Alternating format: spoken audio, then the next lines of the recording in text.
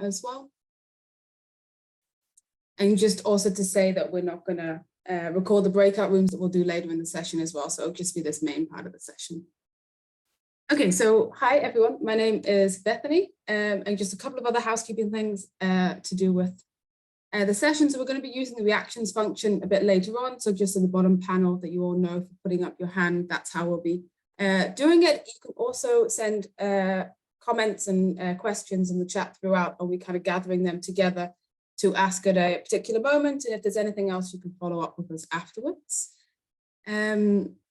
So then we'll move on to the agenda for the day, just so you know what to expect. So we're going to just introduce ourselves and get a bit of a sense of who else is in the room, go a little bit through what peatlands are, why they matter, why we're all obsessed with them, and then introduce a bit RE-PEAT, the obsessors of peatlands, and then talk a bit about how peatlands and imagination connect with one another in kind of our thinking, and hopefully that also resonates with you all, and we're keen to hear about that as well. And then we'll do a little exercise and then a reflection, and then just wrap up the session after that. So first, I'm going to hand over to Irene, if you just want to say a few words about yourself, and then I'll say the same. Yeah, so my name is Irene. I am Dutch, grew up in the Netherlands, but currently living in Sweden, where I just finished my master's in medical biotech. But I have, over the last 5 years, been involved in the climate movement in various sort of spaces there. And then more recently, like the last 3 years, I'd say, really been focusing on the topic of peatlands through RE-PEAT mostly. And it's become a really big passion and interest of mine, especially in connection with the imagination. Beth? Cool, thanks. And obviously Irene is the one on the left, and then I'm on the right here in Scotland, where I was doing an internship to do with peatlands and water sampling. So that was a really nice to be out in the peatland for so much time, because a lot of the time we're also doing this work mediated through a computer screen and not out on the peatland, as nice as it is, of course, to be here. So I just graduated from soil science and about to start a degree that's to do with art and ecology, so very much kind of in the wheelhouse of all the peatlands and imagination stuff. So it's really nice to be here and to talk about that a bit more before we kind of go into those other things. If you go to the next slide, we're going to get a little bit of sense of who else is here. So you might want to make the screen share a little bit smaller for this bit, just so you can see people, or you can scroll through the top panel and just get a sense of who's here. So we're going to be kind of using our hands a bit just to kind of realize we're beyond the little box. We're also got beyond just the little screen that we see of one another, to get a bit more insight into each other. So we would do a little show of hands for everyone here who has ever been to a peatland. So you can do like a thumbs up, a little wave, we have a little look. Cool, there's lots of waves, it's nice. And then we can go to this one where you can do your numbers. So how many cups of coffee people have had today? So you can kind of do a little show. 0, very nice, a couple of zeros, that's the aim. Perfect, cool. There's not a lot of big coffee drinkers in the room, so clearly nobody else like Irene is currently living in Sweden. Where, or maybe they are, but I think it's tough up there. Okay, the next one is just to pick up the item that's kind of nearest to your computer on your desk, wherever you are, and just kind of show it up. So I have a lip balm, I see a phone, yes, pens, cups, oh, nice, very, very nice cup. Drink bottle, cool, okay. So that was just a little exercise just to kind of bring ourselves a little bit more fully into the space. And then we can move to the next slide, where I will now talk a bit about peatlands. So of course, quite a few of you just put your hands up, so you may already know, but we'll just do a little bit of an introduction so we'll start on the same footing. So peatlands are, as it says here, terrestrial wetland ecosystems in which waterlogged conditions prevent plant material from fully decomposing. And you can see on the right here kind of a diagram showing how they're formed, which is essentially that we have some form of depression in the land where water builds up, and as plant matter falls into this pond or pool of water, then it's unable to fully decompose because of the lack of oxygen. And then over time, this builds up and up and up, and we have layers and layers of organic plant matter. And because it holds so much of this partially decomposed plant matter, peatlands are the largest terrestrial carbon store. And alongside this, they also host a unique set of biodiversity with a lot of species uniquely adapted to be in that environment. So thinking of sphagnum mosses, for example, which make the area more acidic, and insect-eating plants who are forced to kind of use that as their nutrient source, because peatlands can be quite nutrient poor depending on the peatlands. There are different types of peatlands, and we find them across the world as well. So I have a few quick facts for you here about peatlands. So they cover, I'm going to go first for the second fact here. They cover just 3% of the world's freshwater and land surface area, but hold 30% of this terrestrial carbon.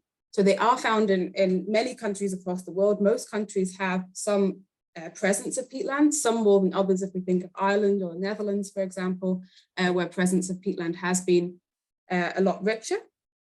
But even though they cover the small proportion of the land surface, they store huge amounts of carbon, and that's just this depth of carbon in these layers that they hold. So currently, a lot of peatlands are degraded across the world or damaged or have some kind of mark of human interference or involvement with them, a relationship with them. And these peatlands are responsible for 5.6% of global human-induced CO2 emissions. So this is quite a huge figure for something that a lot of people aren't really aware of, or that is not a large topic. I mean, if you think of aviation, for example, which is a growing topic in terms of climate impact or CO2 emission impact, then that's actually lower than peatlands, degraded peatlands.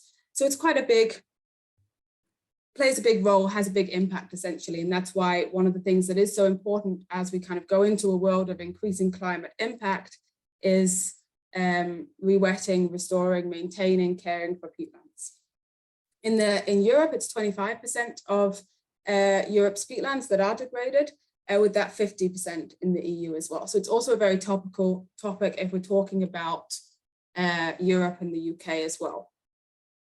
So we can go to the next slide now. And if you have any questions about this as we go along, then you can also put them in the chat and we can address them later. But hopefully it's a bit clear what kind of ecosystem we're talking about. So now moving a little bit onto the peatland paradigm that we currently have. So it might be a little bit different depending on local context or relationship with peatlands, but if we're talking about the mainstream conventional view of peatlands for the past decades, even centuries, it has been that they are quite undesirable, unproductive areas, kind of wastelands essentially. And we have a few pictures that kind of demonstrates this as well. That are appearing. Yeah, perfect. So this one here that you first see is from Sweden, and Helvete spot means place of hell, essentially, and that's a bog area there. The second image that we have is the Swamp of Sadness, which you might know, so it's quite a traumatic scene from the character's childhood in the Never-Ending Story.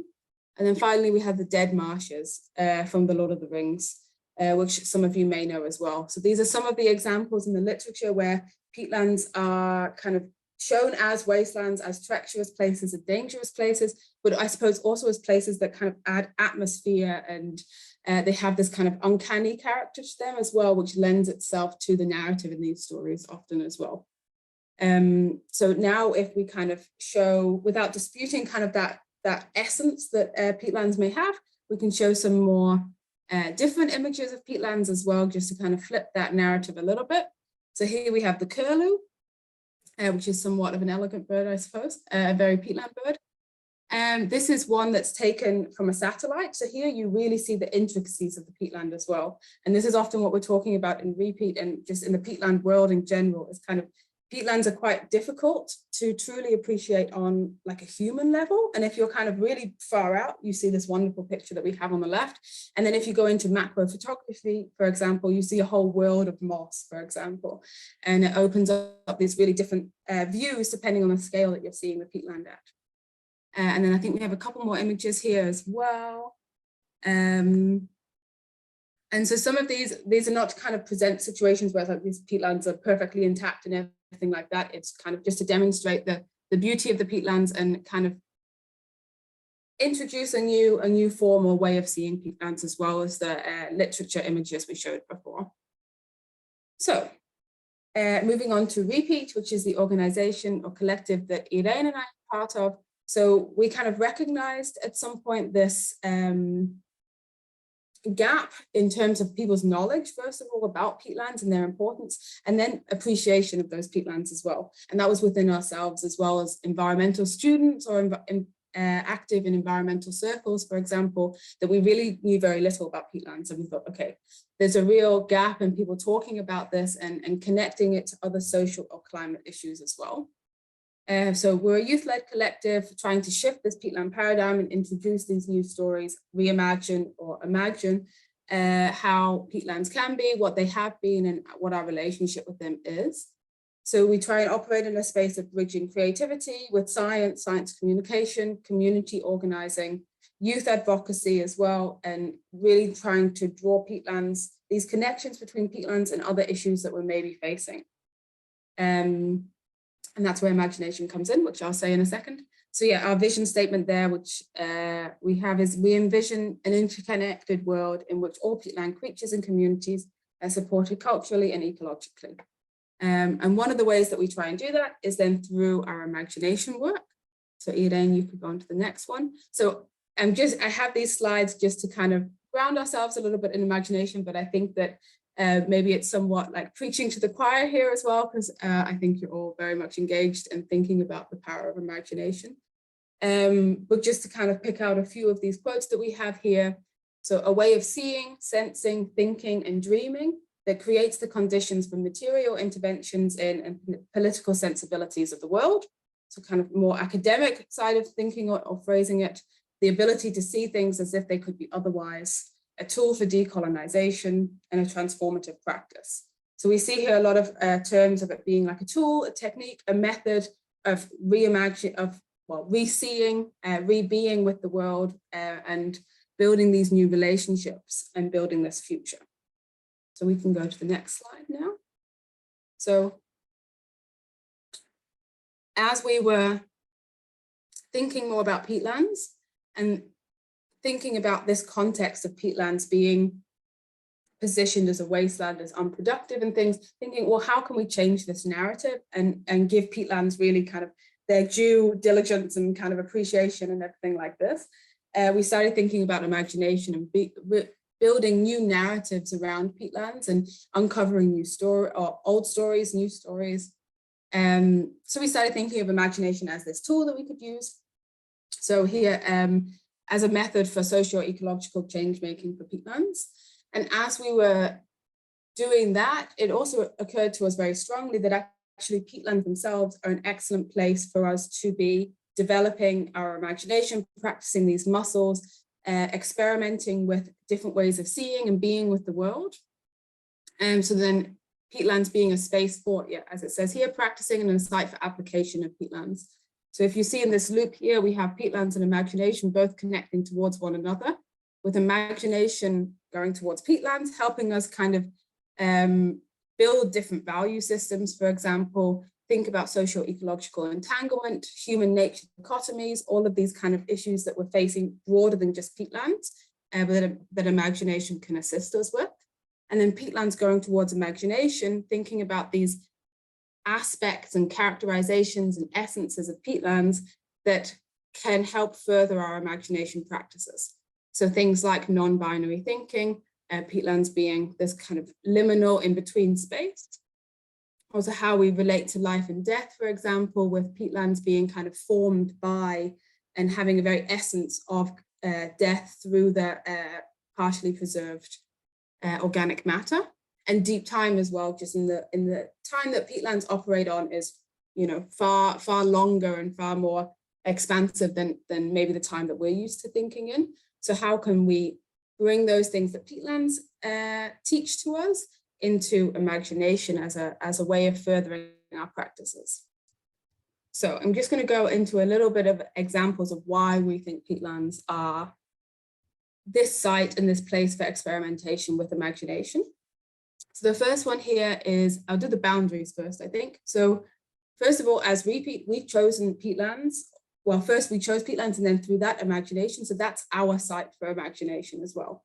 So for us, and this is something that Rob Hopkins speaks about, other people, even if you write a creative writing piece and you get a prompt, what we see is that having some form of confine or boundaries on our imagination in which we can fully explore is really helpful to actually getting to a point of being able to use our imaginations. So if you're just invited to speak about anything in the world, it's often quite difficult to fully get somewhere and tell a story. But if you have some kind of confine within that space, you can kind of go wild. So we've chosen as RE-PEAT then peatlands as this confine in which we can kind of go wild with our imaginations and explore and experiment and dream and imagine, essentially. So that's the comment on the boundaries. And then in terms of the liminality, so this is in betweenness, where we see that peatlands through their very being kind of defy these categorizations that we often want to place, just as often in our societies, it's that we do like to kind of, I don't know, categorize or compartmentalize these kind of things. Even the fact that we act in disciplines, for example, in the sciences, these are all ways that we try and kind of act in this way as human societies. So peatlands through their being kind of defy that. So peatlands are not quite water, not quite land, not quite dead, not quite alive. They're a place of transition for a lot of creatures. They're a place of migration, a place of kind of transhumance. If we look at prior relationships in previous centuries with peatlands. So this betweenness really makes us then, it challenges us and makes us have to come up with new ways of seeing the world and visioning the world beyond these categories. And you can see that in how peatlands are kind of described. It's often really this, this dual nature to them. It's hard to categorize them sometimes. They have many aspects to them that challenge these traditional notions. So that helps us with our imagination, because yes, that's useful for peatlands. We can learn from that and we can see that in peatlands, but we can also broaden that out and think, well, if it's present in peatlands, then how else can we what else can we apply those notions to in terms of non-binary thinking, for example, and the gray space and playing between these lines in the spectrum area. So yeah, those were the kind of two maybe examples of how we're using peatlands. You can go to the next slide, Ida. Maybe it's a good time to see if there's any questions about any of that.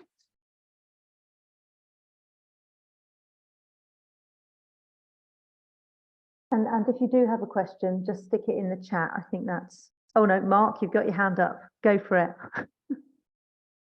Just say, I'm loving this talk so much. You have no idea. It is genius. So that, I just want to say that I can't contain my. I just found out that the biggest peat bog is in Sutherland, and it's full bogs, and it's you've transformed my life already. This is the way to bring the transition and the transformation we need. I never realised peat bogs would be that channel. So thank you very much. Wow, thank you, Mark. I love that. Did you say Sunderland? Sutherland, okay. Yeah. Bye. No, it's fine. I just my mum's from Sunderland, so I was suddenly thinking, the biggest peat bog. Yeah, thank you. That's really nice to hear. If there aren't any other questions at this point, that's great. That means I explained very well, which is always somehow the tricky part I find, to kind of get all of the craziness that happens in your brain and these realizations and connectivities into words. So I'm happy to hear that is landing well. But of course, you can keep asking questions throughout as well. I would just maybe one question. Just I'm from Ireland, and our boglands are I guess as well as the environmental element, there's a sort of I suppose community and cultural and political dimension to the just transition and stuff like that, and just to mention that, if that's something that's part of your work as well. Yes, definitely. Thank you for raising that, because I realized I think I didn't talk about the cultural side of peatlands when I gave my little introduction to, I went straight to the facts and the figures. So sorry for that. Yeah, the cultural aspect is really, in our view, why we find peatlands such an interesting space to explore as well, because they can be this microcosm where you're seeing all of these things play out, right? Where we have an ecological and a climate crisis. We also have an increasing individualization in our culture. We also have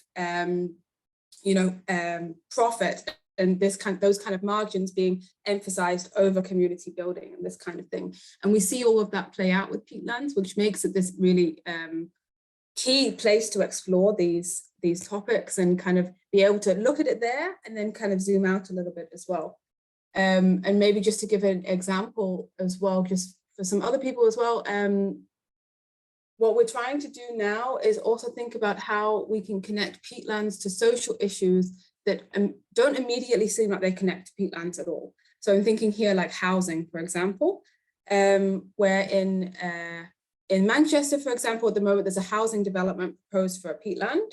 There's quite a key peatland, they've done an ecological survey as well there. There's some quite unique flora and fauna residing there.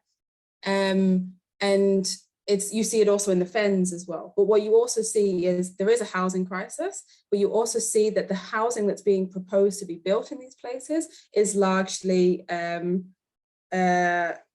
class, or however you should say, housing. So it then is connecting to who are we building housing for and where are we building that? And what does that impact have on the local community housing that's already there in their relationship to that peatland? So it's trying to now draw those connections between like peatlands and other social issues that for us is also really key. And imagination as well as other tools are really a technique we need to be able to practice to get there. And Ireland as well, that you see the same, that this dynamic between the industrial extraction and the local extraction, and how that then also connects to the history of Ireland with colonialism and sovereignty, fuel sovereignty. And there we get all these layers, and again, it gets, there's so much going on. But thank you for raising that. Cool. Shall I take over here, Beth? Yeah, absolutely. Cool. So now we've covered the theory very briefly, but we tried to sort of squeeze as much as we could into that. And we would really like to invite you all to practice a bit of peat imagination with us. And for that, we have an exercise prepared. Actually, no, there's a quote first, just to get you into the zone a little bit more, which I will just read out. Compared to flowing waters, the bog is stagnant and viscous. Reticent. Oh, actually, Beth, maybe you want to read it because you're a little bit better with these words. Sorry, it's a poetic statement, let's say, as well. So let's see. This is from a collective based in Berlin. So compared to flowing waters, the bog is stagnant and viscous, reticent. While fluidity emphasizes total dissolution and infinite possibilities, viscosity draws attention to sites of resistance and opposition. The bog is a sort of membrane between the forest and the wetland, a transition area, an open-ended gathering of living and dead matter. Bogs are queer ecosystems. Their cool and wet environment preserves many futures under a single slimy surface without presumption of a seamlessly harmonious collaboration. So maybe that not all of that statement lands with you, maybe there's a few bits that you pick out, but it was just to kind of demonstrate the other people in this space who are kind of dreaming with and learning from and acting together with peatlands and bogs. Yeah, thank you. So then the exercise that we have prepared, it's inspired by Amira Hanafi. They have made a creatures glossary, and we really recommend checking out this project in general. It's very cool. But this is one practice that they have developed, and it's called Interview with a Word. And how we're going to play it is you'll be sent into breakout groups, as a group of 3. And each person in this group will be assigned a role. There will be someone being the word, and they pick a word from a list that I will put here on the right-hand side. These are our suggestions for the word that you can pick, but if there's another sort of buzzword that really speaks to you, which is not in that list, you're also free to choose that one. But these are ones that we think would be really interesting to embody and be. So your identity will be that word. Then there will be an interviewer who will be asking the word questions. And we have prepared a few questions which will help you think yeah, which you can use as guiding questions essentially. And don't worry if this is going quite quickly. We have prepared also documents that highlight or like, yeah, write out all of this, which Bethany will show in the chat. So just make sure that you open these on your laptop before being sent into the breakout room.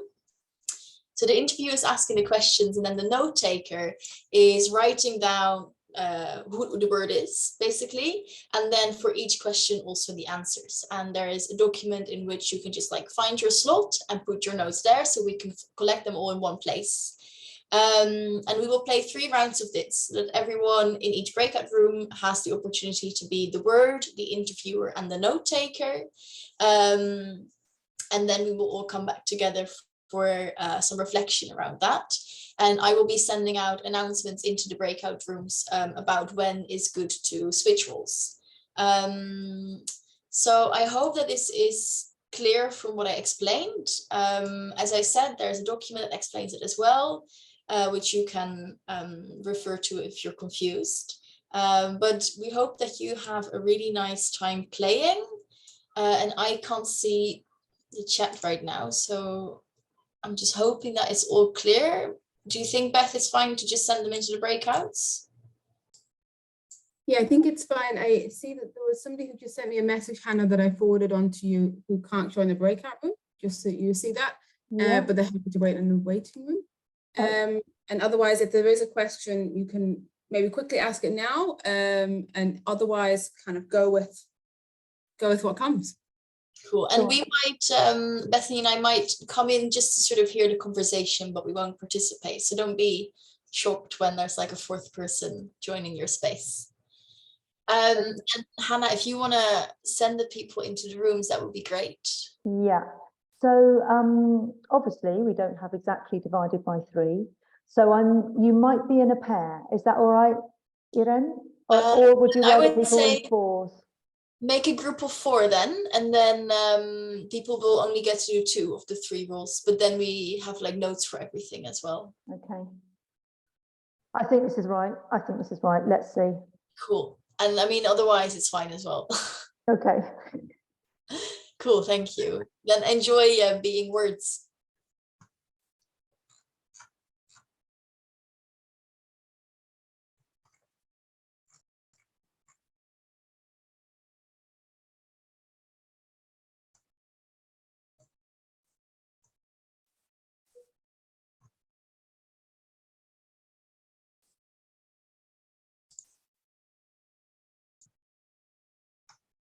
I got 2s. Okay.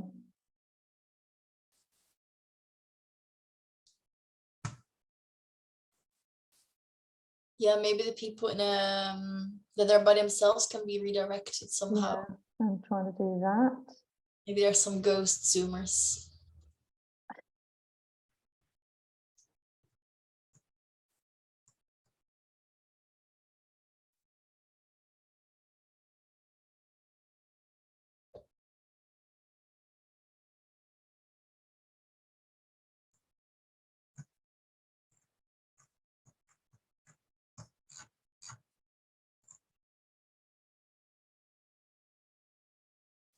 Great, thank you. Okay, I think everyone, I think room 8, I think has somebody in it who keeps coming and going in terms of their connection.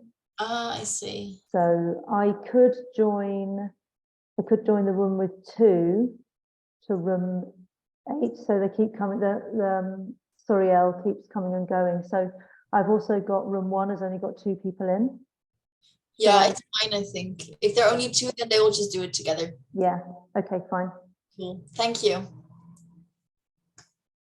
Perfect. Let me just set a timer, actually. And just to make sure with the people who are still here, if either of you, any of you still want to join a breakout room, just let us know as well. You can unmute yourself and just tell us. If you have a connection thing or you're on a train or whatever, then you're also very welcome to stay here, of course. Yeah. So I think we're running a bit behind time, I think. Yeah, Okay. we can shorten the reflection maybe a little bit. Okay. And then it will be okay. Sorry, everyone. No, it's okay.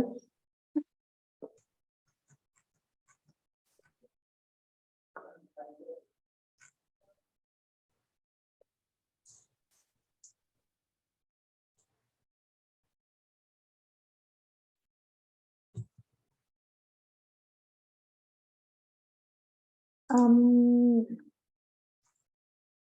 just wondering.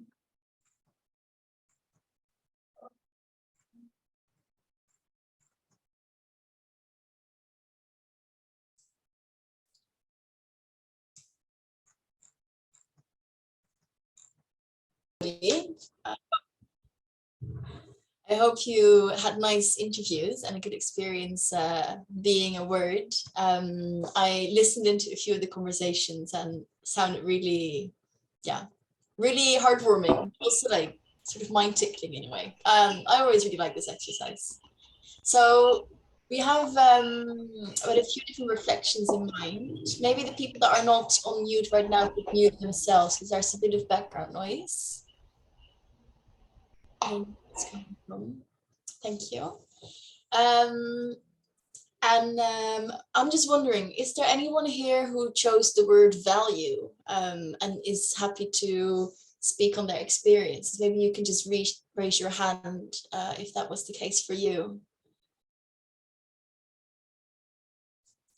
No one picked the word value. What about the word? Sorry, Irene, I saw a hand. Oh, Yeah, okay, I missed it. It's okay. I picked value. Nice. What have you learned from like this process of embodying the word value? Do you have any reflections on how this was for you?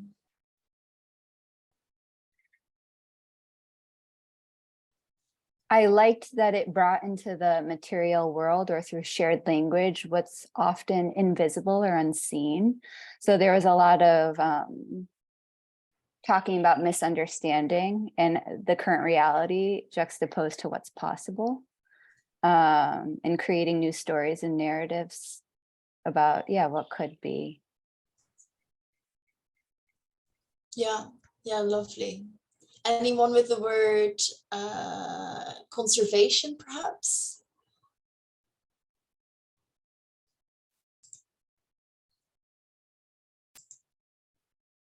No, maybe not. Maybe if anyone had the same question that Elaine just asked about kind of how it was to embody that word, if somebody else has one that they chose a different word but really want to share, then just you can also do the little hand function.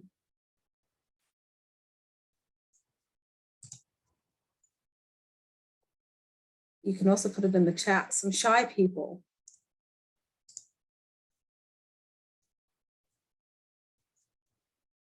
Yes, Sarah, go ahead.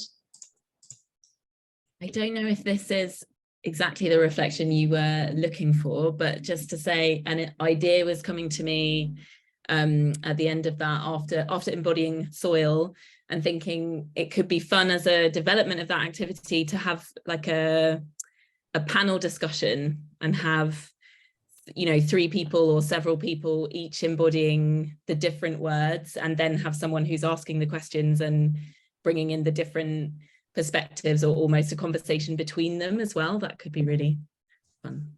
Oh, that's a really nice idea, actually. We'll note that down for the future. Thank you. Yeah. So this we picked this exercise because in our experience there's a lot of words that are used very frequently in certain bubbles, certain settings, but through their frequent use sometimes lose their meaning, actually, and they're just being thrown around because they ring a bell somehow, but we forget to actually question, okay, like what do we mean when talking about this word, and what are the different layers to it, and what's the complexity around it, and especially around words that hold a bit more tension. We find this always very interesting an imaginative exercise to do, to really give more meaning to the language that we use and foster more of that intentionality with it. I'm sorry, Jane, I don't think I'll have time for your reflection, but we would be very happy to hear it in the chat anyways. Because there's another question that I would like to ask everybody, really, and this for this reflection we'll use a little bit of a different format, where I will ask the question and I think Bethany will also put it in the chat, and then everyone can type their answers but not press enter yet, and then when everyone's ready to share their answer, you all press enter at the same time. It will be this sort of like chat waterfall. And then I will read through them, and also Bethany and I will contribute with some of our own reflections around this. So the first question that I would like to ask you, and this is very much related to this actionability. So we've done this imagination now, we've talked about peatlands, but how do we sort of take it out of the Zoom room into our daily life and into our daily practices? So the first question is, how can this experience help us with putting imagination into practice, into action, sorry. So have a think about this, write your answer in the chat, and then when I say send, you can hit send.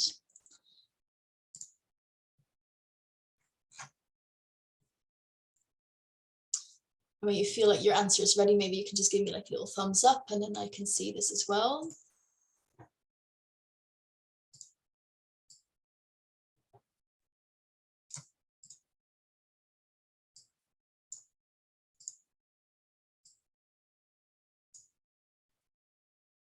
Okay, 10 more seconds. Cool. All right, so if you can press send now.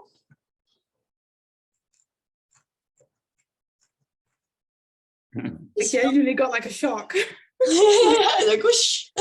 Loads of them. Again. This felt like a real experience of co-imagination that leads to understanding shared values and aspirations. Having time to practice here gives my confidence to try with other groups. It's fun and accessible, can invite anyone to do it. Helps to bring in different perspectives into actual restoration decisions. I like the exploration of non-human states, ways of being and knowing among other humans. This can help in land justice work for sure. Spend more time embodying. I think can help engage people emotionally with the things they otherwise feel neutral about. Imagination as an evaluation tool, thinking differently, putting themselves into position of this word. Yeah, thanks for these reflections, everyone. We have a slightly more practical question to follow up on this. So what concrete action will you take to put this learning into practice? And we'll use the same format. So type it up, give me a little thumbs up when you're ready. And then when I say press send, you can press send.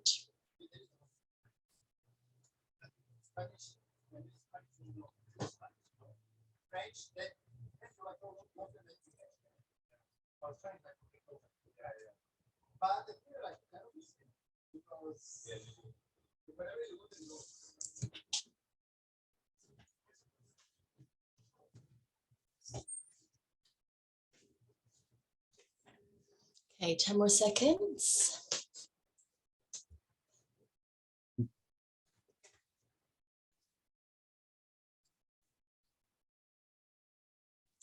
Okay, press send, please.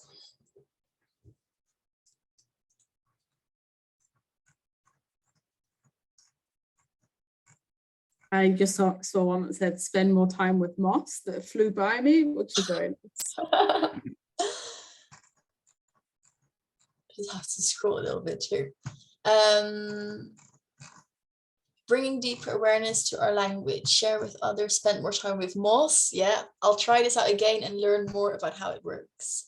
Think about how to embody things. Start conversations about change with people and engaging with their understanding of what matters in context first. Oh, this is a very interesting one, actually. Because so many things can actually go wrong with language, right? Like it's a very powerful tool for building mutual understanding, but when you're using the same word with a very different understanding of that word, this can make things sort of like cross in a strange way. We'll incorporate into my master's dissertation. Really cool. Repeat this game with a group I'm working with to explore and imagine freely together. That's great. Definitely adapt, reuse, and recycle this activity. Yeah, and please, if you reuse this activity or you really like it, send Amira a little thank you because they've been developing this, and I think they would be very happy to hear that it's so well received and widely received. And on that topic, they've actually been building this growing dictionary of word meanings. So whenever you do this exercise, we really recommend to put the outputs of these interviews into this web tool so that it can like contribute to the existence of it. Maybe Bethany, if you have a moment, you can share the link to that if you can find it. Otherwise, I will share it later as well. But yeah, this is really nice to hear. we do a lot of language work with RE-PEAT, and we found that this exercise can, in a very low threshold way, change your perspective of the words that you're throwing around entirely. And we found that it's really useful practice for ourselves as well, to kind of take a step back and understand what we're talking about in our conversation together in a sort of light way that doesn't immediately go into a decision, actually. I don't know if you would like to share any further reflections on this, Bethany. Just with the 9 on the time, I would just say thank you everyone for engaging. It was really nice to hear from you, and obviously we don't have time to catch everything in the chat, but I think we'll go back and read that later, because it's always really nice to hear from everyone, and kind of especially hear about how peatlands help us and change our thinking and challenge us, and that we can build relationships with them. It's for us so really just valuable to hear always people building relations and new interactions with peatlands. So thank you. Yeah. Guys, if you want to put your emails in that I'm talking about, Irene and Bethany, if you want to invite people to contact you if they want to. Yes, I will Yeah. type right now. Feel free. Thank you so much. It was deeply inspiring. I am just putting again the link to our next seed swap when we're talking about imagination in towns, and well, particularly Grimsby, with the Culture House, which is an arts-based organisation creating sort of wonderful public artworks that people are engaging with and talking about new possible futures. So if you're interested in futures, if you're interested in towns, if you're interested in grassroots arts engagement, do come next time, 12th of July, just 3 weeks away. The link's there. Of course, you'll all get it by email as well, but do sign up for that. It will be great. So thank you all for coming. We are 2 minutes over. So I'm going to invite you all to give everybody else a wave. And yeah, see you next time. Thank you Thanks so much. everyone. Bye. Bye. Thank you.